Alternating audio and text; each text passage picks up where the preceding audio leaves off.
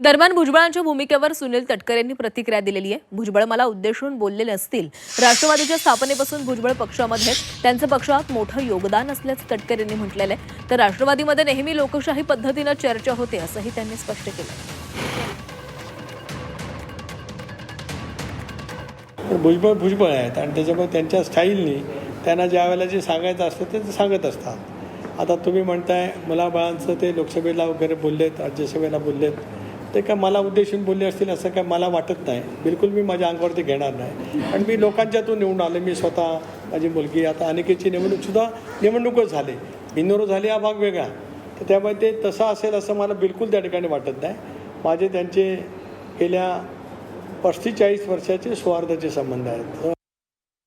त्यांनी पक्षाच्या स्थापनेपासून घेतलेली मेहनत, याच A10 बंगल्यावरती ते विरोधी पक्षनेते म्हणून होते.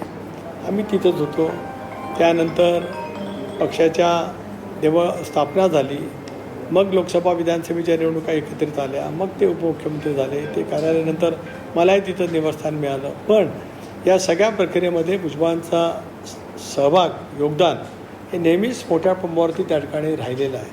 त्याच्यामुळे त्यांचा मान सन्मान, त्यांचे विचार, त्यांना अभिप्रेत असलेलं या बाबतीतल्या अनेक बाबी यापूर्वीसुद्धा होत गेल्या, याच्या पुढच्या कालावधीमध्ये सुद्धा त्याच पद्धतीने होतील.